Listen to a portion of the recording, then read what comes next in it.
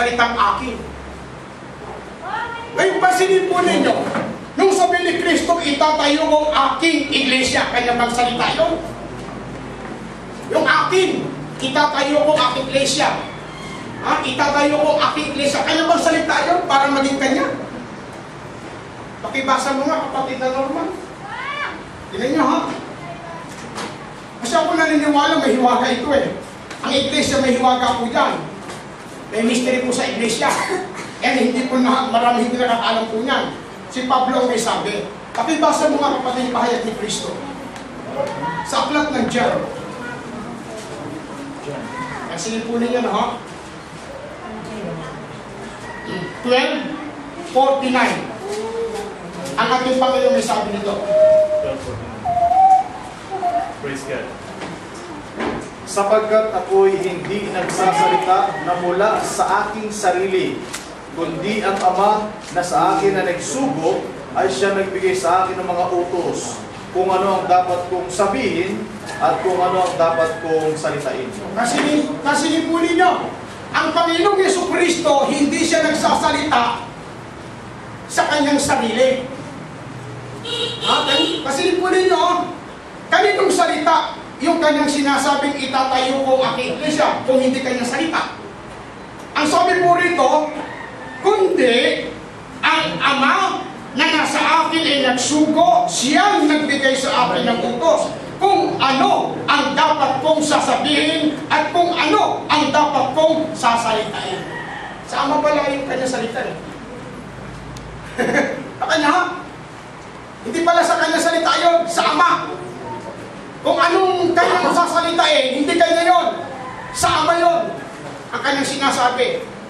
Kaya nung sabi ni Kristo, itatayo kong aking iglesia, mga kapatid, hindi kanya yun. Kaya hindi naging iglesia ni Kristo. Kasi nga, mga kapatid ko, ang nagtayo, Diyos. Diyos ang nagtayo. Diyos. Meron kayo paano sa inyo ba? Lumilita na rito paano si Kristo eh. Ang itinatayo rito, yung kalagayan ni Kristo, Diyos. Di ba? Tayo ay naniniwala sa isang Diyos. Amen? Oo. Kaya ipinapakilala kung ano ang nagtayo. Sino ang nagtayo? Ang nagtayo, si Kristo. Pero ang opisyal na ngalan na nagtayo at yung itinayo, hindi iglesia ni Kristo. Kasi kapag iglesia ni Kristo, naku, daming mga hindi makatanggap na si Kristo yung Diyos. Punta kasi diliman. Ano ang nagtayo? Tao, hindi Diyos. Punta ka doon sa tinatawag na kay Pastor Efren. 34 years na walang Diyos sa lupa. Tao ang nagtayo. Ano ang ibig ko sabihin? Ano ba po ninyo? Ang ibig kong sabihin ay ganito. Tingnan nyo ha? Tinanong ninyo, naniniwala ba kayo sa ang ating Panginoong Yesus, Apostol? Amen. Okay. Tingnan nyo ha? Naniniwala tayong lahat, Apostol, nakasulat sa aklat ng Hebreo. Tanong ha? Ang Diyos ba ay naglagay sa kanyang iglesia? Pakibasa mo nga kapatid, tingnan nyo ha? Aklat ng unang Korinto 12:28. Praise God. Ganito po pagkasabi, at ang Diyos ay naglagay ng ilan sa iglesia. Una-unay mga apostol, ikalaway mga propeta, ikatlo'y mga guro, saka mga himala, saka mga kaloob na nagpapagaling, mga pagtulong, mga pamamahala at iba't ibang mga wika. Pasilin po ninyo, ang Diyos naglagay sa iglesia, unay-unay mga apostol, kasama pa si Jesus. Tama. Una siya, apostol siya. Kaya kung kunin nga natin sa Biblia, ilang bang apostol? Yung total lahat, nasa Biblia, ilang bang apostol? Ano sa akala ninyo? Ilan ang apostol? Yung total ha, talagang letter por letra, ilan? Marami nagkakamali, sabi 12. Ilan na po niya, igalak. Alam niyo kung ilan ang total ng apostol sa Biblia? Gusto niya magbilang tayo? Standby na po kayo kapatid yung Kanina magtatanong, tambay na po kayo, ha? Para mapag-alam po natin, bibilang tayo ng apostol. Kapatid, basa aklat ng Matthew. Bilang po tayo. Sa 10, 10:1. umpisa mo kapatid sa 2 hanggang 4. Basa. Praise God. Ang mga pangalan nga ng mga 12 apostol ay ito. Unay si Simon na tinatawag na Pedro, at si Andres na kanyang kapatid, si Santiago na anak ni Zebedeo at ang kanyang kapatid na si Juan, si Felipe at si Bartolome, si Tomas at si Mateo na maniningil ng buwis, si Santiago na anak ni Alpeo at si Tadeo, si Simon na Cananeo at si Judas Iscariote na siya rin sa kanya ay nagkanulo. Oh, ilan ang bilang nakasulat dito? Ilan ang bilang nakasulat? Di ba, 12 ka pa doon, no? Say amen? Amen. Ngayon, bukod sa 12, meron pa bang ibilang? 20. Aklat ng sa aklat ng gawa. Ibilang po tayo. Dito po sa aklat ng gawa, Kapitulo 1 ng talata 25 hanggang 26. Upang tanggapin ang katungkulan sa ministeryong ito at sa pagka-apostol na kinuhulugan ni Judas, upang siya'y maparoon sa kanyang sariling kalalagyan. At sila'y pinagsapalaran nila at nagkapalad si Matias at siya'y ibinilang sa 11 apostol. Oh, binilang. Pangilan si Matias? Ilan na? Then, Hindi. Yung unang pinasalin, 12. 30. 13. Ayan, ninyo, 13 na, oh. Ha? ibinilang pa. Bilang pa rin siya. 12 ka eh. Oh, amen? Si Matias, ibinilang din doon eh. Tapos si Tama ha? Di 13. Oh. Aklat ng gawa. Sa 14, verse 14. Verse 4. Sabi ko 11. Ha? 26. wala kami, Sa 26 nakalagay 11. Nahulog si Judas eh. Nahulog pero kabilang siya sa 12. Ano yun? Sa Sabihin? Mateo 10. Kasi may tanong, Nagbibilang tayo eh. yung tinanong niya kanina, yung iglesia ng Diyos, saka iglesia, mga iglesia ni Cristo, pwede ba tawagin yun? Pareho. So, pwede hindi. Ay, hindi pwede sa dalawang pangalan. Pero yung tinutukoy ni Pablo mga iglesia ni Cristo, yun na rin ba ang iglesia ng Diyos? Hindi. Sakop sila, umbrella sila doon sa Iglesia ng Diyos. So yun na rin yun. Pero hindi kasama doon sa tinatawag ng opisyal. Kasi isa lang ang tinayo eh. Kailangan isa rin ang pangalan. Para pagka ganito, ilan ba ang wife ng Diyos? Yung wife, yung asawa ng Diyos ilang? Right. Isa lang. Bibilang tayo. Ay! Ang ilan? Isa lang. O isa lang. O, pag meron ditong nagsabi dalawa, babasa ko ng isa. Isa lang. Lalaban ka sa nakakulat. Isa lang. At tingnan niyo, sino may asawa rito? Isa lang. May asawa ko, brad, ano? Ilan ang asawa mo?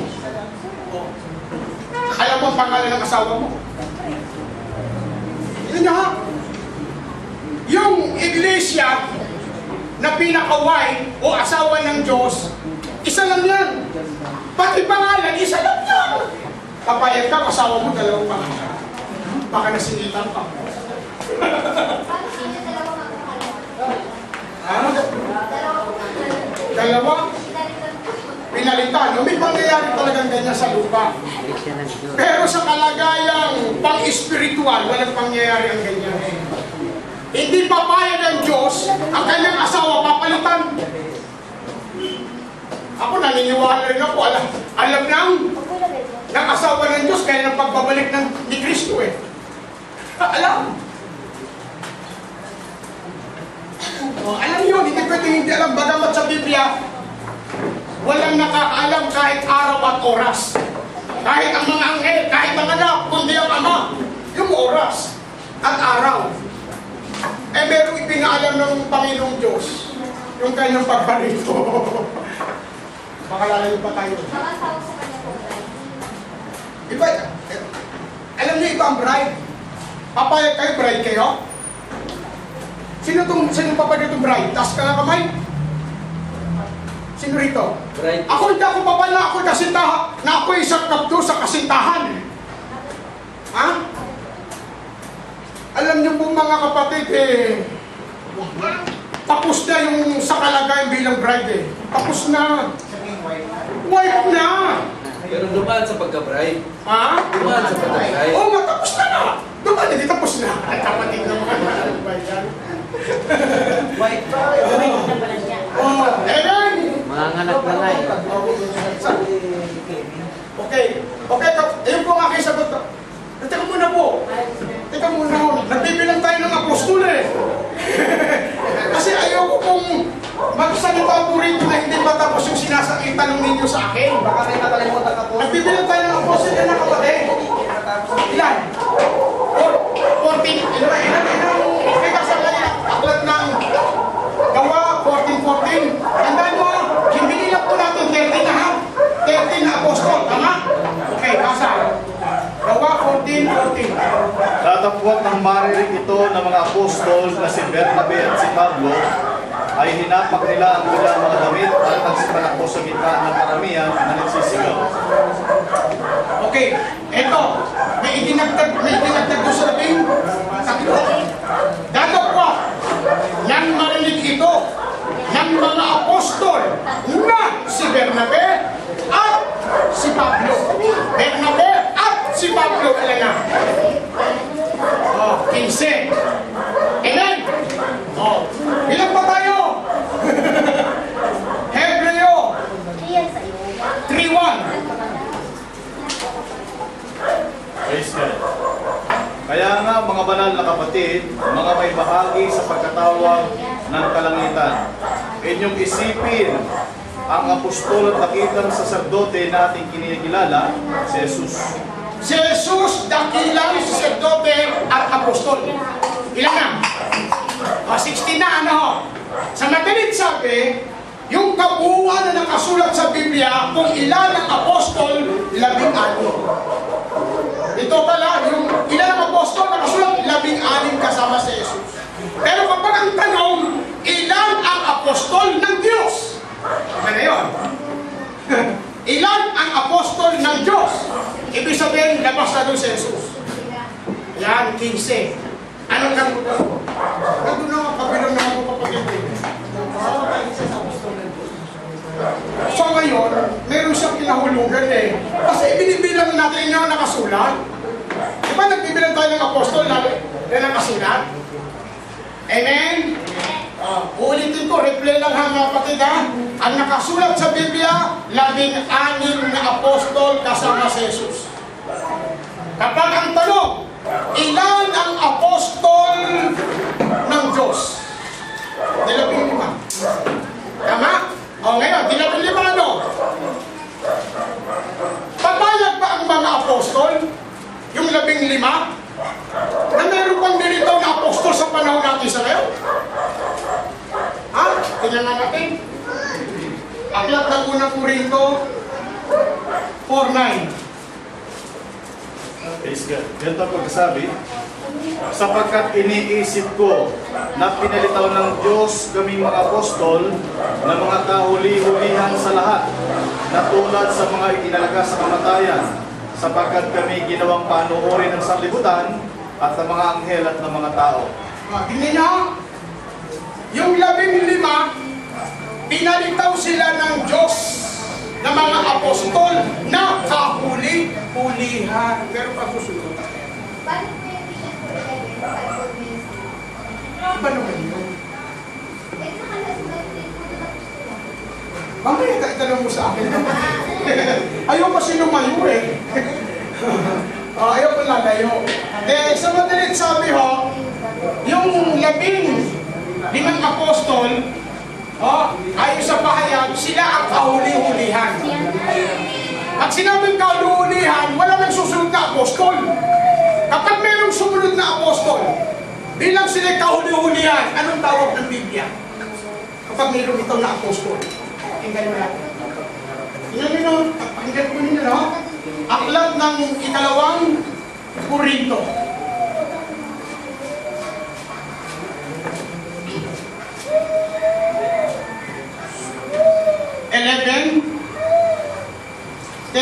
hanggang 15. Basa. 11:13. Sapagkat ang mga tao ay mga bulaang apostol, mga mandarayang manggagawa, na nagpapakunwaring mga apostol ni Kristo.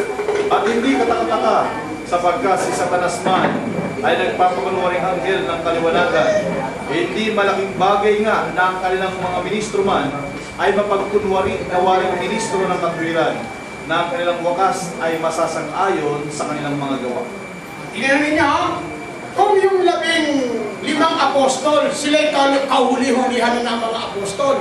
Eh kapag mayroong lumitaw na apostol, ang tawag doon, mga bulaang apostol yun. Bulaan na apostol. Kasi kahuli-hulihan na sila eh. Oh, ngayon, papasok kayo sa yung tanong mo sa akin. Pakibasa ngayon Efeso 4:11 hanggang 12. Praise God. Yung nabanggit ko po sa mga apostol, hindi po ba si Paul yung pinaka-ulit sa mga apostol? Ulit. Medyo taklalain tayo kapag Ay yung tawag mo doon, yung pinakahuli. pinaka-ano pala, sabi yung pinaka-maliit. Eh kung kukunin na, pag sinabi kasi si Pablo kasi, siya po ang pinakamaliit.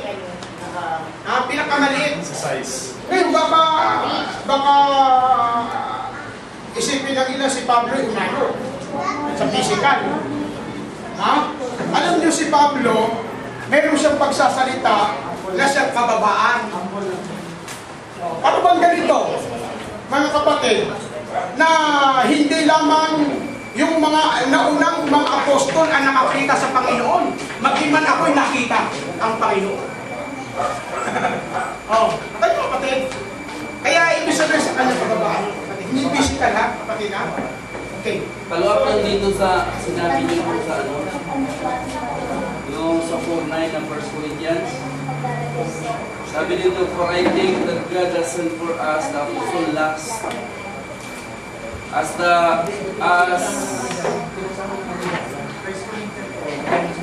it were appointed to death, for we are made the spectacle unto the world, to angels and to men. Nung sinabi po ni Pablo, pakiplag na 1 Corinthians 4:9. Pakibasa. Tatagalogin ko, kapatid. Hindi po, dyan Plus mo sa nga, kapatid. pakiplag nga dyan sa. Yung sinabi ni Pablo na for I think, Kapatid, pwede yung makaya makainom muna ito. ay, Makikinig. sa baso. Kapatid na ako, meron ka dyan. Yan ang patumayan. Patay lang yan. Lagyan mo lang. Share, kapatid. Pastor, linawin ko lang po. Okay lang po ba? Kasi ang ano po yung pagkala sa apostol. Actually, marami pa tayong mabasa na apostol yung pagkala niya. So, linawin ko lang context. Nung sinabi po ni Apostol Pablo na for I think, Diyos ba yun na nagano? O sa panahon ni Pablo, iniisip niya sa panahon niya na sila na ay sila. Sa panahon ni Pablo na sila ay na yung huli. Huli. Kasi sa konteksto, reading between the line, hindi po direktamente na sinabi ng Diyos kasi ayon sa kanyang pag-uusap, for I think, sa kanya yung sarili na pag-uunawa na sa kanilang kapanahunan, iniisip ni Pablo na sila yung kahuli-hulihan na apostol na lumitaw kasi may pangako na pagbalik si Jesus Christ. Yun na sabi nga niya, di ba? Tuloy ko lang, Pastor, premise lang, pagtatawad niyo lang po Sige, okay. para makakuha yun. Sabi niya, tayong mga buhay pa ay aagawin. So sa panahon ni Pablo, iniisip niya na that is the last days. Wala nang apostol na dumating. So, paki-wait ako Pastor kung mali. Yung sinabi niya na for I think, yan ba ay sa Diyos o sa kanyang sarili na panguunawa? Kasi hindi po ninyo, no? Itong pahayag ni Apostol Pablo, hindi ka ng kanyang sarili. Bakit po sinasabing hindi ka ng kanyang unawa? Kasi, mga kapatid, meron pong idinugtong na pinalitaw ng Diyos kaming mga apostol. Totoo naman eh. Ang Diyos ang nagpalitaw sa kanila eh. Oh. Ang Diyos eh. Ngayon, sino bang tutugol? Na hindi Diyos ang nagpalitaw sa kanila bilang mga apostol. So paano po, Pastor, kung meron pang mabasa na bukod kina Apostol Pablo na apostol na sinabi ng Bible? Titignan natin. Sige po, mamaya na. O ito, dito muna, sister. Sister, ha? Kailan yung akin? Pakibasa mo nga yung tinatawag na 5 Rules Ministry, Ecclesia 4, 11, hanggang 12.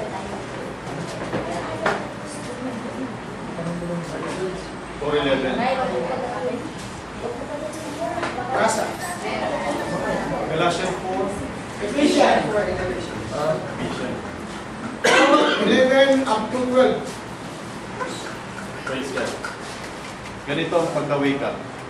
At pinagkalooban niya ang iba na maging mga apostol, at ang mga iba'y propeta, at ang mga iba'y evangelista, at ang mga iba'y pastor at mga guro, sa ikasasakdal ng mga banal, sa gawaing paglilingkod, sa ikatitibay ng katawan ni Kristo. Tignan ninyo niya, yung 5 Rules Ministry, inilagay po yan sa katawan. Sa katawan, ano ba yung katawan? Di ba Iglesia ng Diyos? Ito yung itinayo si Bago ng Bato. Ay, iisa. Yung Iglesia na itinayo si Bago ng Bato, mga kapatid, isa lang po yan. Isa lang po yung itinayo. Tandaan ninyo, isa lang. Kaya nga sabi ko, isa lang ang wife o asawa ng Diyos. Isa lang ang Iglesia na itinayo ng ating bayan sa ibabaw ng bato. Ngayon, yung itinayo po na yan, yung itinayo po sa ibabaw ng bato, ang namamahala po dyan, tandaan po natin na sa Iglesia ng Diyos, mga apostol. Mga apostol na namamahala po dyan. Ngayon sa atin, dumating na lang po sa atin yung sulat na nabasa natin. Ngayon, kapag ako tinanong po ninyo, eto, kasi minsan tinanong ako eh, eto tanong sa akin. Kung bilang kayo ay nasa Iglesia ng Diyos, sino ang propeta ninyo? Sino ang apostol ninyo? Sino ang ibang minister ninyo? Sino ang guro ninyo? Tinatanong sa akin, natural, sasagot ako, babasahin ko kung sino. Babasahin ko yun kung sino yun. Si Pablo, guro yan, propeta rin yan. At yung bukod ng mga kasama niya, pastor, si Tito, pastor din yun eh. Ngayon, pwede akong tanungin kung sino ang prophet ko, kung sino ang apostol ko, kung ako'y nagtayo. Hindi naman ako nagtayo eh. Umanib lang ako doon sa itinayo ni Kristo na iglesia. Umanib lang ako doon. Hindi ako nagtayo. Kaya delikado po yung nagtatayo. Tao nagtayo, kapag delikado yan. Dadami talagang apostol. Punta ka sa Manila, may apostol doon. Saan? Sa Manila. Pentecostal yan, missionary. Nag-ano yan, ang nila na pinag-aita ng apostol. Meron pa sa Arnita Cubao. Meron dito pa si Carinio na apostol. Kung baga sa oras ng Himala ba yan? Maraming mga apostol, dadami talaga. May tanong ako.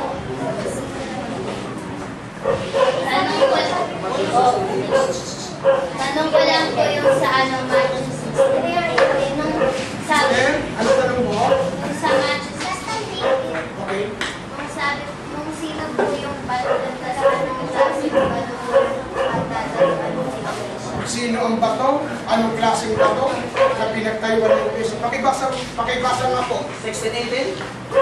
Kahit sila po. Ano ba yun?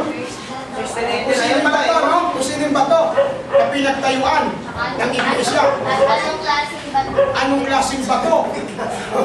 Okay, ganun tanong na yun. Basa. Talagang may Basahin mo na.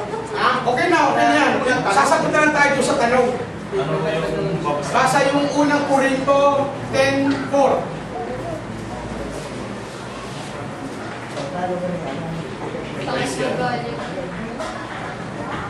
At sa lahat na nagsisiinom ng isang inumin ding ayon sa Espiritu, sapagkat nagsisiinom sa batong ayon sa Espiritu na sumusunod sa kanila, at ang batong yaon ay si Kristo. Okay. Sino ang bato? Ano ang bato? Si Kristo. Anong klaseng bato? Oh, di si Kristo ang bato, no? Anong klaseng bato ito? Ito si Kristo ang bato. Nasa Roma. Sa Kapitulo. Papansinin po ninyo na. Dito sa Roma, ang pahayag po ni Pablo, 9:5. Nasa? Praise God. Nasa kanila ang mga magulang at sa kanila mula ang Kristo ayon sa laman, na siyang lalo sa lahat. Diyos na maluwalhati, magpakailanman siya nawa. Ayun. Diyos yun. Kasi yung bato na yon, doon uminom ang mga magulang natin. Doon uminom sa bato ni si Kristo. Eh ngayon, ang sabi ni Pablo, ukol doon sa bato na ininuman ang bato si Kristo, eh sabi, Diyos na maluwalhati. Diyos. Yan ang sabi.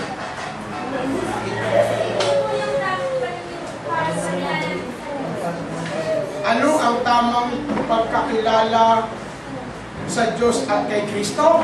O ito ha.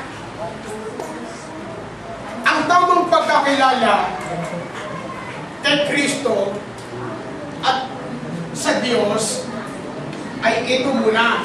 Pakibasa kapatid ha. Sa aklat ng John 10:29. 10:29.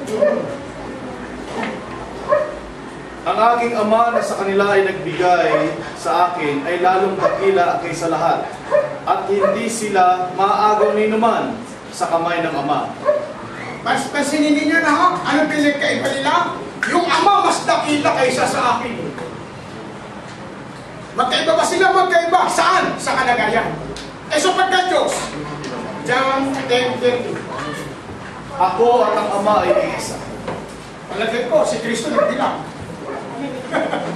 Ako at ang Ama ay isa. Sa kalagayang pagka-Diyos. Sabi ni Kristo, ako at ang Ama ay iisa eh. Nagbilang nga eh. Sabi niya, mas dakila ang Sa kalagayan. Iba yung mas dakila ang aking Ama eh.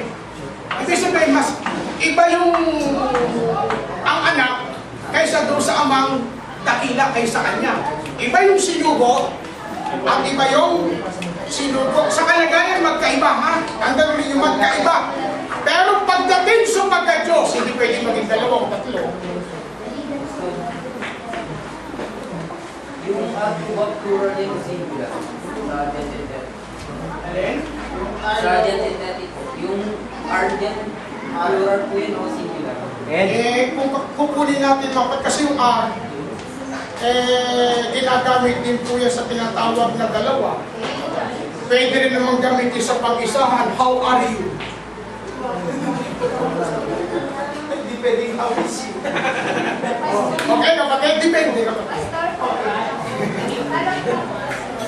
Dapat tinanong mo yung NDR.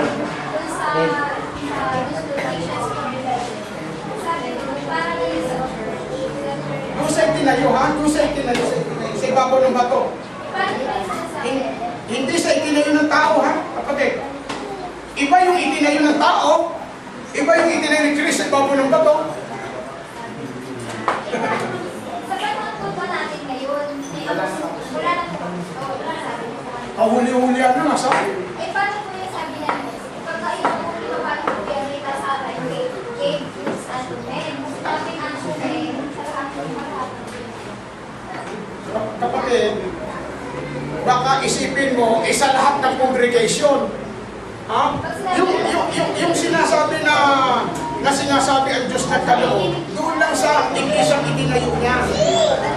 Kasi meron tayo ang tao. Na yung tayo ng tao, pati yung turo nyo, hindi na masakop sa katuwiran ng Diyos.